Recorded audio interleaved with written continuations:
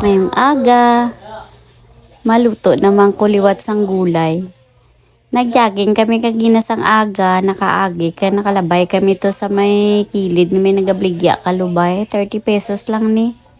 Kaya mo to nag-decide ko nga amo na lang niyang lakong lutuon para nga makalis kami sa rice. Kay tatlo man lang kami di sa bala. Istoryahan namon nga hindi na kami magkaon sang kanon kay mahal ang bugas. Para makalis kami sa gastos. Di madaha do kita, ginbutang ko na ang kalaha kag sanlago ng nagbakal ko 50 pesos nga giniling sa merkado. Tapos may sobra pa man nga baboy sa ref, amo na lang naging subak ko. Insanlag ko lang siya sa sibuyas kag bawang.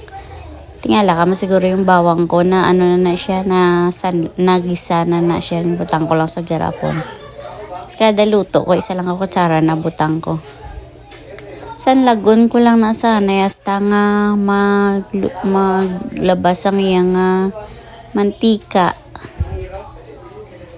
Hay sa kabudlay man nga maggisa kon gulag-gulag amon nga nga kalan bayda. Nugasan ko na yung giniling kay basi damo dablaga hapon nga langaw ho. Ginugasan ko anay kag igisa sa dito sa una ko nga mga baboy nga ginsanlag. Samtang nagagisa ako kamusta na kamoda? Ako ari lang ko di sa balay gaturo tinda kag nagaihaw-ihaw. Ay, sa kabudlay man sang pangabuhi, pero kakaon pa man ko 3 ka bisis sa kadlaw Samtang ginagisatan ni ginasanlag, tadaw na luto na nga ako niya giniling. Ara, ko nanay, kay gutuyo ko nga palambuton ang baboy. Kaya lang, abaw nasunog. Sa Facebook ko nasunog, syempre, hindi na malinaw ang sabaw niya.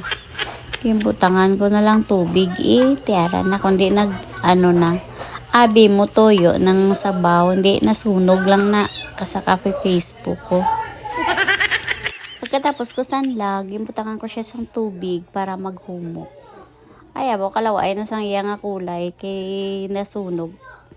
Sang naglumok na nga kon nga baboy, gimbutang ko na nga kon nga kalubay, arablaw isa kakalaha. 3 lang na kami makaon. Ihalo-halo talang nanay para nga ang iya nga lasa. Kaya nanad ko bala sa sang sato ko sa hungkong, wala ko yaga asin ko magluto. Tiya mo na wala ko na nabutangan asin. Sige lang karon ko lang na butangan ko dali na lang maluto. Tang nagalugay ko gapanumdum ko kun anuhan ko ang kalubay crunchy sa or will cook. Pero sang pulihi man ko nga namin na lang siguro kung luto gid ang kalubay kaysa balutangog. So aragin pabukal ko na siya kag daw luto naman ang kalubay pero ginpaluto ko pag na mayo-mayo. Hindi man siya lata.